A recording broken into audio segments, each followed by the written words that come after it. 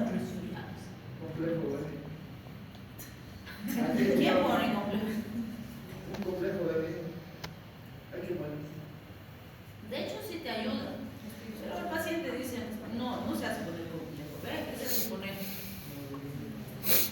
¿Qué se hace pinchar? Penicilina. ¿Sí? Y les pregunto, si fuera un resfrío, ¿se justifica pasarle penicilina? No, la penicilina es antibiótico. ¿Sí? ¿Y el antibiótico para qué sirve? Para las bacterias. Entonces, es cierto que muchas veces procedemos a pasarle antibiótico al paciente, pero no es porque esté resfriado, sino porque su resfrío común se ha complicado con una sobreinfección bacteriana. Y esto normalmente nos damos cuenta porque ese paciente que al principio estaba solo con sus moquitos y su congestión, ahora ha empezado a toser, tiene flemas verdes, unos mocos verdes medio amarillos y la fiebre está más intensa. Eso nos está diciendo que ya hay una sobreinfección bacteriana. Miramos su gargantita y las amígdalas están así como pelotas, ya tienen sus puntos blancos. Entonces es una infección bacteriana. Entonces, si el paciente ha recibido penicilina o ha recibido una cefalosporina o le hemos iniciado antibiótico terapia por vía oral, es porque hay una sobreinfección bacteriana y no porque estemos dando antibiótico en la infección viral. ¿Sí? Entonces, eso es muy importante que también entienda el paciente, porque a veces sí es un cuadro viral típico y el paciente quiere siempre que le demos antibiótico. Y no, los tratamientos no se dan paciente exigente, por las exigencias del paciente. Se dan porque se necesita o porque no se necesita. ¿Sí? O, por ejemplo, yo muero cada vez que me acuerdo, ¿para qué le serviría a un paciente con dengue antibiótico?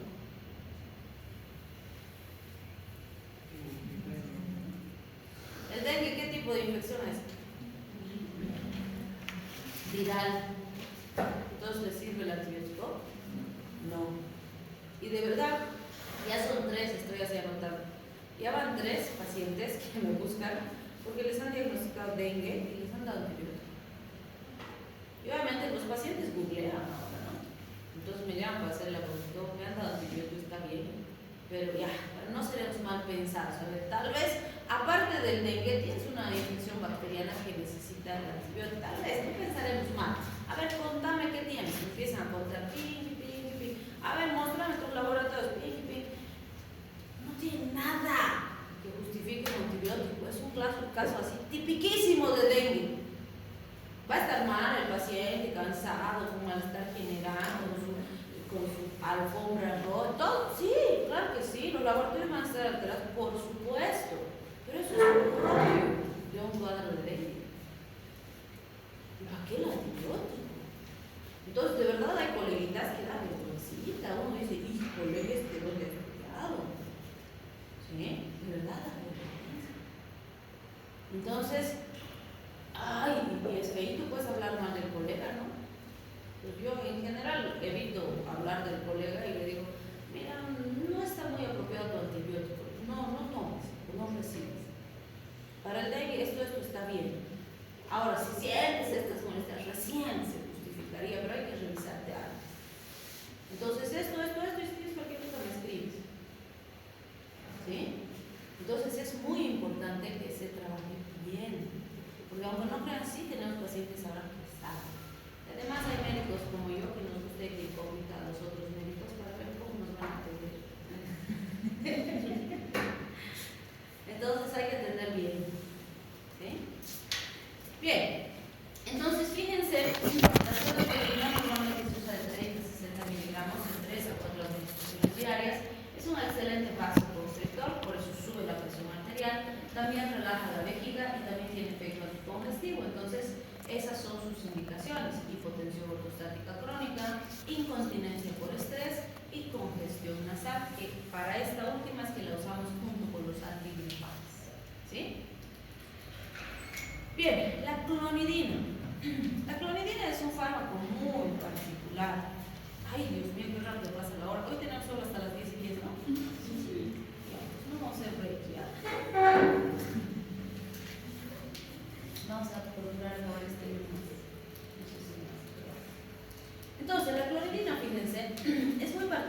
alfa, que es agonista alfa 2. Va a actuar inhibiendo la adherenciclasa, pero fíjense, produce vasoconstricción enmascarada por un efecto simpático-lético central que va a disminuir la presión arterial y la resistencia vascular periférica a nivel externo, podríamos decir, o a nivel periférico. Entonces, alguna vez uno de sus compañeros me decía, Doc, el fisiopato dice que la clonidina es simpático-lítico y el Katsun dice que la clonidina es simpático-mimético. Simpático-mimético y simpático-lítico son opuestos, ¿no es cierto? Simpático-mimético es que estimula, simpático-lítico que inhibe. Entonces yo les digo, ¿cuál tendrá razón? Y la duda de su compañero es, ahora, ¿cuál le hago caso? ¿Qué creen que le he dicho?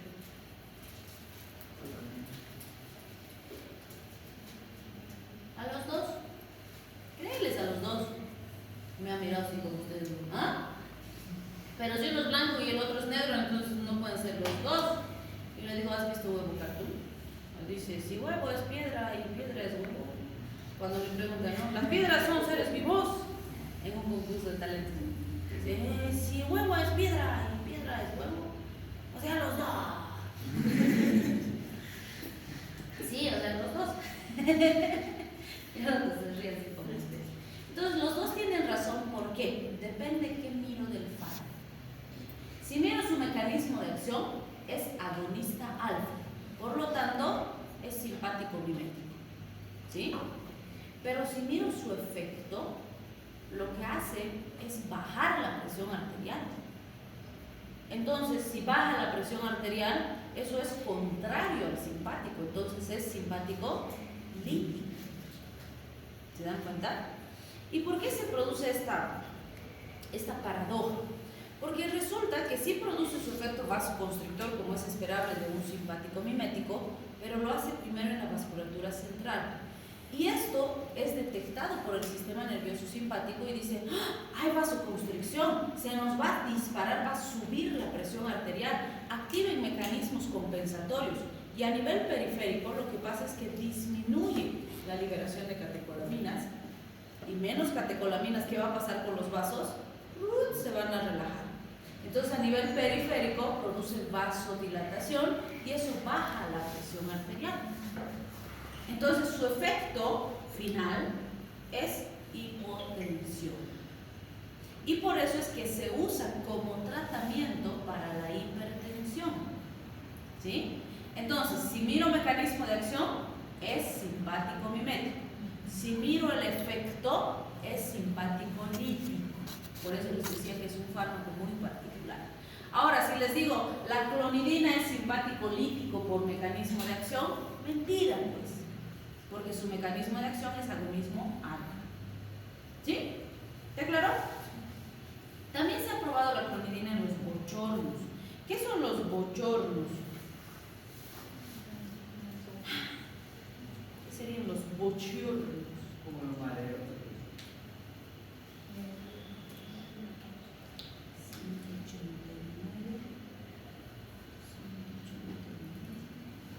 ¿Mareo? ¿Cómo?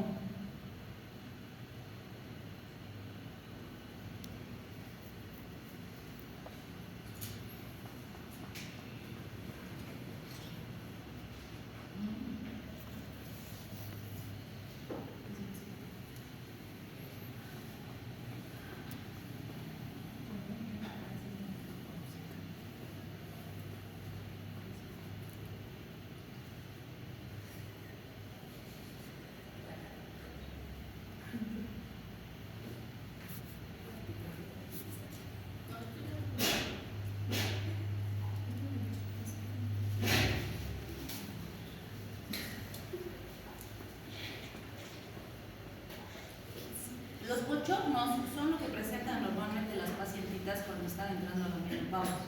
Y van a decir, ay, me empieza a hacer calor inflamado, se ponen diaforéticas y se mojan, incluso a veces quedan de verdad así todas mojaditas, ¿no? Entonces, esos son los bochornos, son como descargas así adrenérgicas que se producen en las pacientitas. Entonces, ciertamente hay pacientitas en las que va muy bien con clonidina, pero hay pacientitas en las que no sirven en absoluto. Porque la menopausia también es muy variable dependiendo del paciente. Hay pacientitas que llegan a su menopausia, no sienten casi ningún cambio, sí, normal, algún poquito de diferencia, normal, pero más nada. Hay pacientitas que llegan y por Dios se quieren convertir en algo porque se ponen súper mal, no se entienden ni ellas mismas, se pelean con todos, andan con sujetatorios, se ponen mal. Sí, realmente es un cambio súper intenso, ¿no? Escucha, ¿quién estoy callando? Sí,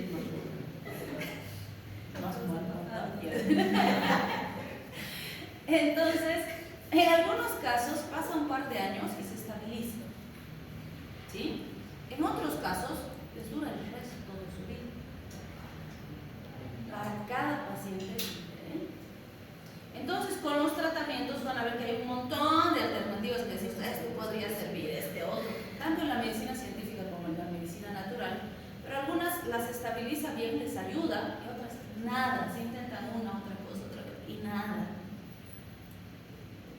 Y obviamente también es muy importante que el paciente, o en este caso la pacientita, sea consecuente, porque a veces también los pacientitos, no a veces, casi siempre, quieren que el fármaco sea varita mágica, entonces quieren que tú le des algo que toma y puff, todo desaparece. No, tiene que ser constante, tiene que ser sistemático, progresivo.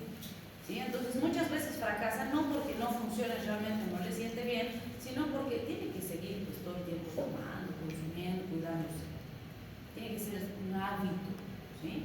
Entonces en muchos casos fracasa y no nos va a servir para nada. Bien, la ritodrina. La ritodrina es un beta-2 agonista. Entonces esta, por ejemplo, va a relajar el músculo uterino. Sí puede tener otros efectos en otros lugares, pero la principal razón por la que aquí lo usamos es este efecto, relajación uterina. Entonces, ¿en qué se usa? En amenaza de parto pretérmino. ¿Cuándo sería una amenaza de parto pretérmino? ¿Qué sería un parto pretérmino? Antes de que termine de madurar el bebé, ¿sí? Cuando decimos a término, quiere decir, ok, ya está listito. Es como la comidita, ¿no? Ya a punto, ya listo. 3/4 no, sigue sangrón. Entonces, el bebecito tiene que terminar su crecimiento, su desarrollo, tiene que terminar de madurar en el vientre materno. ¿Y para eso cuántas semanas de gestación necesita? ¿Cuántas? ¿No? Tampoco. Y ¿saben qué? Nos enloquecemos. Una vez me han explicado, pero ya me olvidó cómo era. Los ginecobstetras utilizan semanas lunares y las semanas que nosotros conocemos son semanas solares. No sé cómo es la cuestión, una vez como les digo me han enseñado cómo era la cuestión, ya me he olvidado, pero la cuestión es que el tiempo adecuado, los 9 meses que decimos de gestación, en realidad son 41 semanas. Pero si tú en semanas 41 cuentas, son 10 meses. Así que nosotros nos sacamos los pelos para entender a los ginecobstetras y dicen, si no entienden, mejor manejen en semanas, pues, para que se complican manejando en meses. Pues no manejen en meses. Gestación manejamos en semanas. Y lo correcto son 41 semanas de gestación. Ese es un bebé madurito. Ya, ¿podemos esperar hasta 42? Podemos, pero hasta las 41 se considera maduro. ¿Sí? ¿Desde cuándo podría nacer el bebecito sin tener problemas respiratorios? Porque el principal problema es que si nace antes de tiempo, no hay suficiente surfactante, los pulmones se colapsan y el bebé no puede respirar bien, ¿sí? Y hay que hospitalizarlo. Entonces se dice que a partir de las 37 semanas el bebecito ya es viable, ¿sí? Pero idealmente tratamos de que llegue nomás hasta las 41 semanas. Y de verdad van a ver sobre todo las primerizas y las que son así muy generación de cristal, espero que ustedes no sean así. Pero llegan las 37, 38 semanas y claro, es incómodo, o sea, tu panza ahí no puedes ni dormir, de un lado, del otro lado tampoco, no puedes respirar, te da reflujo, es terrible la última etapa por el tamaño que tiene la pancita, ¿no? Entonces de verdad llegan algunas hasta con sus mamás llorando y sáquenlo nomás ya. Señora, tiene que quedarse ahí, tiene que madurar más. No, sáquenlo nomás ya no aguanto, ya no. De verdad quieren que lo extirpen al pobre criaturito ahí. Entonces es molesto, entiendo, es una situación bien compleja, ¿no? Peor si era grande, mi panza de niño así. 18 kilos es un niño. Era gigante mi enano. Racho Pero, normal. no. Tenía triple circular de cordón, no se pudo. Yo quería normal, pero no se pudo. Sí va a asfixiar la criatura. Entonces, fíjense, en cada caso hay que analizar eso. Pero puede ser, como decíamos, ¿no? Digamos que mi guaguita está con 31 semanas de gestación y ¡pum! Se empieza a contraer el útero. Pero en contracciones reales, ¿no? Porque las de Braxton Hicks sabemos que son normales, pero son de una intensidad y de una ¿qué sería? Duración que no son suficientes para producir un parto o inducir un parto. Pero cuando hay contracciones reales, entonces puede empezar a haber borramiento, dilatación, o sea, se empieza a preparar el cuerpito para un parto, pero esa guaguita está muy chiquitita. Entonces no pueden hacer. ¿Qué tenemos que hacer? Relajar el útero. Tenemos que usar tocolíticos, se llaman estos fármacos, que van a relajar el uterito para que ese bebecito no nazca antes de tiempo. ¿Sí? Entonces, hay que darle, la ritodrina es una de las que más usamos, va a ir a actuar en los receptores beta del útero y se va a relajar el uterito y va a dejar de contraerse.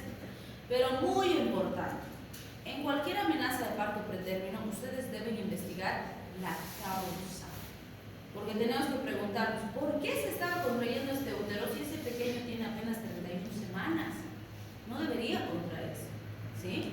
Entonces nos preguntamos, ¿qué creen que son las principales causas de amenaza de parto pretérmino? ¿Cuál es el consumo de drogas? Ya podría ser consumo de drogas, podría ser violencia, y aunque no crean, aquí tenemos todavía esa situación donde el concubino llegó borracho y le doy una patada en su pancita a la embarazadita, sí. Estrés. O le agarró a puñetes, también. Estrés. Estrés, sí, podría ser, no se olviden, nuestra generación de cristal. Además, las embarazaditas se ponen más sensibles. De verdad, le miras feo y llora. Entonces, sí, nos ponen súper sensibles, ¿no? ¿Qué más?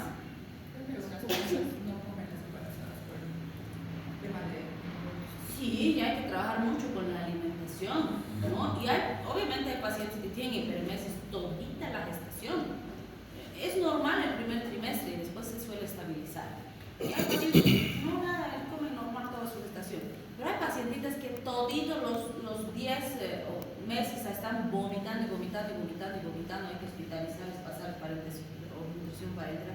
Terrible, ¿no? También cada embarazo es diferente. ¿Qué más? Pero eso en general no nos produce contracción del útero. ¿Qué más? ¿Qué más podría producir? Lo más común son las infecciones. ¿Y podría tener infección una embarazadita? ¿Qué infección? Las urinarias son súper comunes durante la gestación. ¿Sí? Entonces, ¿por qué una infección urinaria produce amenaza de parto? Porque las infecciones hacen que se liberen prostaglandinas. Y las prostaglandinas, por excelencia, contraen el útero. Entonces, si le doy el relajante, le doy la ritodrina y no controlo la infección, ¿qué pasará? Se va a volver a contraer el útero. ¿Sí? Entonces, vean cuán importante es saber la causa para tratarla y manejar. Ahora, si hubiera, como me dicen, violencia, la mamá se ha caído o la golpearon y demás, puede haber un desprendimiento prematuro de placenta. Y eso va a ocasionar contracción uterina. Y ese es un aro. ¿A qué le llaman los ginecobstetras aro? Aro. No es el aro de aro de las fiestas, no. Las siglas representan alto riesgo obstétrico. Normalmente las aros se tienen que quedar hospitalizadas, no se van a ir a su casa. Ucha, pero le falta como 2 meses, se va a quedar los 2 meses. ¿Sí? Porque de eso depende la integridad de la mamá y del bebé. Porque si se termina de desprender esa placentita, se puede morir el bebé y la mamá. Entonces es un riesgo grave. Claro, si es un desprendimiento así chiquitito que apenas se ve en la eco, ok, la mandamos, pero con recomendación, mamá, tienes que descansar, no vas a alzar pesados, vas a venir a tus controles con tal frecuencia, tenemos que decir así, hay sangrado, esto, te vienes inmediatamente, ¿no? Tienes que tú sentir todos los días que se mueve el enano, ¿sí? Todos los días. Y normalmente la mamá come y el chiqui se mueve más, ¿sí? Qué sé yo, ella sabe sabe, por decirles, nos dice que en las noches normalmente cuando está descansando ahí siente que empieza a brincotear el enano. Entonces tiene que sentir todos los días el movimiento del bebé. Si el bebé no se mueve un día es peligrosísimo, puede estar muerto ahí dentro. ¿Sí? Entonces se tiene que mover, es imposible que un bebé no se mueva todo el día. Y la mamá tiene que estar al pendiente. ¿Sí? Bien. Si fuera, por ejemplo, una placenta previa, también es algo. Dependiendo de la localización, puede ser de mayor o de menor riesgo. Si fuera que hay una ruptura de la bolsa, ¿será que se puede romper la bolsita antes de que nazca esa bobita? Sí. ¿Y se podrá suturar la bolsita? Entonces, si es una ruptura grande, se va a tener que interrumpir la gestación independientemente de la edad gestacional. Pero a veces hay perforaciones chiquititas, no son visibles. ¿Cómo se da cuenta la mamá? O bueno, ¿cómo nos ayuda a darnos cuenta? Nos dice, Doc, estos últimos días o esta última semana he sentido que creo que estoy perdiendo orina porque se me humedece la ropa interior. Sí, aparece mojadita, ¿no? Y yo no siento, pero no sé, tal vez es orina, es como cristalino. ¿Qué quiere decir eso? Que a goteíto, así gotita, gotita está saliendo líquido amniótico. ¿Sí? Y tenemos test, hay uno que se llama cristalografía, que se toma muestrita, se mira en el microscopio y el líquido amniótico se dibuja así como hojitas de helecho, seguro que van a ver en sus cursos más arriba. Da positiva la cristalografía, no puede haber otro lugar de donde estén viendo líquido amniótico, entonces hay flujo. ¿Es alto riesgo obstétrico? Sí. Hay que vigilar, porque si hay un puntito por el que sale el liquidito amniótico, por ese puntito pueden migrar bacterias y se nos puede infectar el pequeño. Entonces hay que estar al pendiente, todos los días se hacen test estresantes para ver cómo está el bebecito, la mamá, y en el momento en que se tenga que interrumpir la gestación, se interrumpe, aunque no haya completado su maduración, pero tratamos de estirar lo más que se puede. ¿Sí? Si vemos que en algún momento vamos a tener que interrumpir y está muy chiquitito el pequeño, hacemos maduración pulmonar para mejorar su probabilidad de respirar. ¿Sí? Entonces, muy importante siempre ver la causa. Todo eso van a ver en gineco, que es interesante. Ya sé que nos decimos que es una de las especialidades más feas, pero es muy interesante. Ok. La dosis inicial es de 50 a 100 miligramos por minuto intravenoso para mantenimiento 150 a 350 miligramos minuto. Y luego pasamos a la vía oral. Iniciamos con 10 miligramitos cada 2 horas, las primeras 24 horas. Si la mamá está estable, el uterito ha dejado de contraerse, hemos controlado la causa, la podemos mandar a casita con 10 a 20 miligramitos cada 4 o 6 horas y controles más frecuentes. ¿Sí? Doctorita, buen día.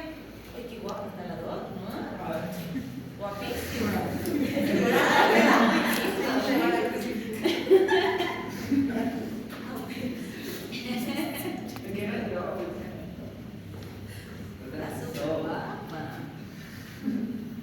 Ok, la dobutamina, vamos a ver que actúa como agonista beta 1.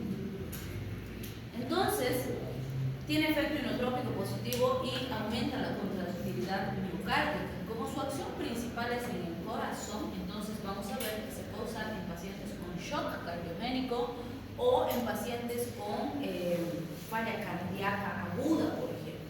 ¿Sí? ¿Qué va a hacer? Nos va a ayudar a restablecer la función del corazón, estabilizar la función del corazón. Pero es un fármaco de alto riesgo muy potente. Fíjense las dosis, nos dicen, ¿no? De 2 a 5 microgramos por kilogramo minuto, aún en el adulto. Eso implica que vamos a usar una bomba de infusión. Entonces es un fármaco de uso intrahospitalario, habitualmente en terapia intensiva. Y por supuesto, si estamos hablando de shock cardiogénico, insuficiencias cardíacas agudas, tenemos que buscar la causa, porque nos estabiliza un poco, pero si no solucionamos la causa, no vamos a poder mantener, si quieren, en el tiempo al paciente estable. ¿Sí? Hay que buscar la causa, siempre busquen causa. El salbutamol es un fármaco muy particular porque es una de nuestras mejores alternativas en pacientes con problemas respiratorios. Nos interesa mucho su efecto broncodilatador. Evidentemente también relaja el músculo liso vascular a nivel, el músculo uterino, igual que la ritodrina, porque también es beta 2 agonista, y está indicado en amenazas de parto pretérmino también. ¿Sí? Sin embargo, en nuestro medio van a ver que no usamos en amenaza de parto pretérmino salbutamol. ¿Por Porque para eso la vía no es pues inhalatoria como en el paciente con asma, tiene que ser en supositorio, ¿sí? Y no tenemos la presentación de salbutamol en supositorio en Bolivia, por eso no usamos. Pero aquí en internado rural hubo un interno justamente con ese problema, que no había para evitar la nutrición de la señora. Entonces, ¿qué hizo? Le dio como 5 PAF en el vía inhalatoria y le paró, pero voló. Y aquí en el hospital, ya donde estaban, le dieron pan por haber usado así, pero le salvó al bebé y le salvó al paciente. Es que en realidad es riesgo-beneficio, ¿no? ¿Qué les recomendaría yo más que eso? Porque evidentemente no tienes respaldo bibliográfico, ¿no? Pero si tú te pones a pensar en una situación así en la que no tienes otra mejor alternativa, puede servir, porque salbutamol tenemos en inhalatorio, tenemos en comprimidos, tenemos en jarabes, o sea, tenemos para administración sistémica.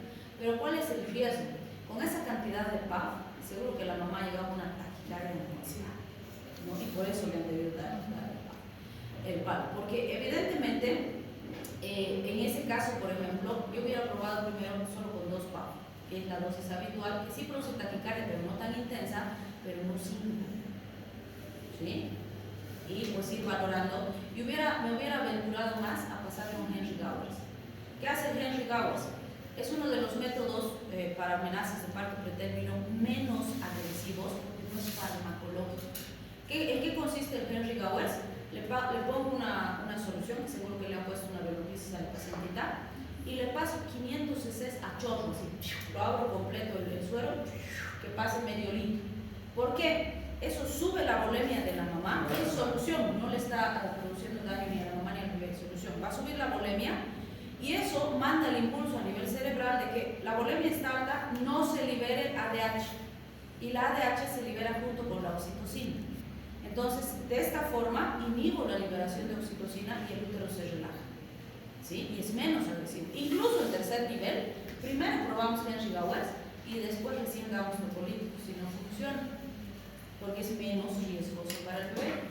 Entonces, si estoy lejos, sí puedo ponerle un suero. Ustedes, como médicos, pueden canalizar un suero aún si no tuvieran una enfermería. Pero normalmente, incluso en las postas, tenemos enfermería. Está el médico y un enfermería. Entonces, pasarle un suerito, canalizarle, ¡prum!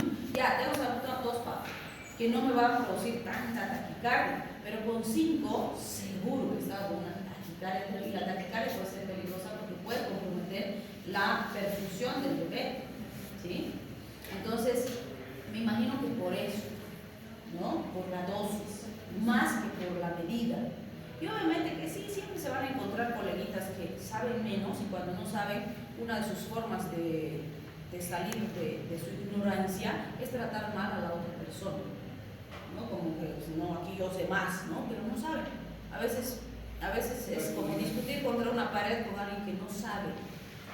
Tenemos que tener, siempre les digo, la humildad suficiente de reconocer cuando no sabemos y cuando nos equivocamos. Porque aún siendo ustedes estudiantes, siendo interno, puede saber más que yo, si está estudiando más que yo, ¿sí? Pero hay colegas que, pucha, les es pues un insulto terrible que un interno como un estudiante sepa más que ellos. Y no está bien. O sea, el que estudia sabe, así nomás. Y si tú no estudias, te vas a quedar obsoleto, pues, por muy jefe de hospital que seas. ¿Sí? Entonces sí es muy importante por ahí. Que pienso yo, desde mi perspectiva, que es una medida que puede haber sido útil si no tenía otra alternativa, sí. Pero si hubiera acompañado con Henry Gowers, si me hubiera dado solamente 2 PAF, con seguridad hubiera tenido menos efectos adversos y menos riesgo y menos oposición a su procedimiento. Pero 5 es una dosis alta, incluso para un paciente con crisis asmática, ¿no? Porque lo que tienes que pensar es que por estas vías tienes mejor respuesta respiratoria, pero más efectos adversos y los dosis son demasiado altas. Y doctora, si vinimos en esa mágica, antes de salbutamol, no sería mejor darle un ibuprofeno de ipratropio. ¿Qué? ¿Ipratropio? Bromuro de ipratropio. Los dos tienen igual efectividad. En general preferimos los beta-2 agonistas porque su potencia es más rápida por el efecto directo. O sea, estimula receptores beta, broncodilatación. El bromuro de ipratropio también es broncodilatador, pero su mecanismo de acción es inhibidor del receptor muscarínico. Entonces también va a producir la broncodilatación, pero suele tardar un poquito más. Lo que sí puedes hacer, si con el salbutamol no has tenido buen resultado, combinas con bromuro de hipratropio, ¿sí? O si tienes bromuro de hipratropio y no tienes salbutamol, ¿le das bromuro de hipratropio? Sí, puedes, ¿sí? Entonces sí hay que ver, y obviamente hay que analizar riesgo-beneficio, ¿sí? Entonces, lo que hacían en el hospital, allá en Chile, es que los pacientes llevaban mucha taquicardia y no le daban salbutamol porque se la subían. Entonces, adoptaban el tiro por el hipratropio. Pero el hipratropio igual te sube la frecuencia cardíaca. Pero dicen que no es como tanto como... Menos intenso, justamente porque es muscarínico y no beta, ¿sí? Menos intenso, pero también sube. Una mejor alternativa en ese caso sería el tiotropio, porque el tiotropio se une a los tres, M1, M2, M3, pero se separa rapidito el M2 y tiene menos impacto cardíaco, entonces es mucho más eficaz. Pero el tiotropio es nuevo, entonces antes no teníamos, pero ahora ya tenemos, entonces puede ser una mejor alternativa, ¿sí? Obviamente, como hemos dicho siempre, cuando usamos estos es imposible evitar el efecto adverso cardíaco, pero hay que vigilar, ¿sí? Pero se va a producir. Bien, entonces obviamente, como decimos aquí, para amenaza de parto preterminal lo ideal sería que tengamos supositorio, y ahí está absolutamente bien indicado.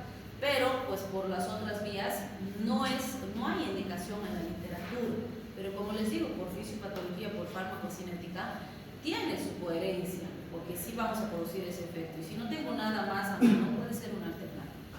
Pero no se olviden nunca del Henry Gowers, aunque no crean de verdad, incluso en tercer nivel, a veces Henry Gowers y ¡plin!, se estabiliza ese uterito, y si estamos lejos y necesitamos transportar paciente, nos puede ayudar a ganar tiempo hasta llegar al sitio donde podamos administrar las medidas que necesitamos, ¿sí?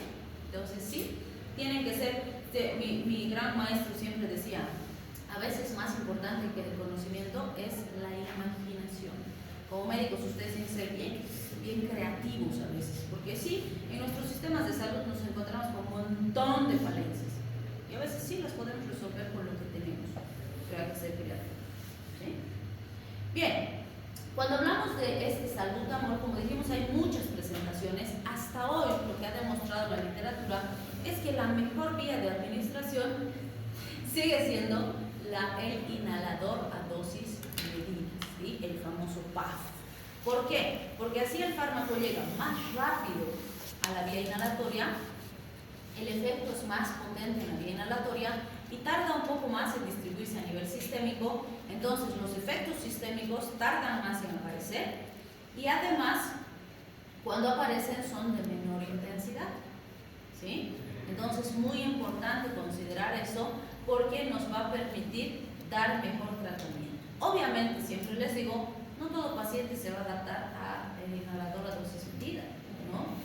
Por ejemplo, cuando pongo el inhalador, si han visto, ¿no? Es como una L-cita y tiene un piquito, y ese piquito tengo que ensamblar en la boca, y con los labiecitos tengo que sellar bien la boquillita, y en el momento en que disparo el puff, así, el paciente tiene que hacer una inhalación profunda y además hacer una apnea inspiratoria, es decir, mantener unos segundos la respiración y luego recién exhalar, porque eso mejora la penetración del fármaco. Entonces, a ver, le explicaré esa técnica a un chiqui de 3 añitos. ¿Será que va a poder? ¿Será que me va a considerar bien? No, pero esa técnica de ponerse el inhalador así como directo en la boca, que igual es malo porque todo el medicamento queda acá. Dentro de los efectos adversos, una de las complicaciones principales, ¿cuál es? La candidiasis oral, cuando es con corticoide, por ejemplo, ¿no? O la tolerancia, porque queda el residuo en la cavidad oral. Muy importante cuando usan inhalador a dosis medidas, siempre decirle al paciente, después de usar, hay que enjuagar la boca, ¿sí? Entonces hay que enjuagar, escupir, mejor si usa un enjuagacito bucal para disminuir el riesgo. Y eso es una que se le dice la capa que se le coloca en el inhalador para que se pasa, es mucho mejor a la otra. Hay estudios, algunos postulan que es mejor la inhalación directa y otros que es mejor con la aerocámara. La aerocámara se ha diseñado principalmente para facilitar la administración en el paciente pediátrico. ¡Ay, ya estoy! ¿Por qué? Porque el pacientito chiquitito, como no puede aplicar la técnica, entonces no se administra correctamente. Se subsana un poquito porque el inhalador se instala en un lado de la camarita, es como un cilindro, y en el otro lado tiene una mascarillita. Entonces se le pone al pequeñito, se dispara y en lo que va respirando normal va ingresando el FAP. Ha mejorado muchísimo, pero a veces ni así podemos tener una buena administración. Entonces en ese paciente será mejor un jarabe, será mejor una nebulización. Entonces, aunque sea la mejor forma del inhalador, no para todos los pacientes va a ser la mejor alternativa. ¿Sí? Ya, vamos a quedar ahí, aparte.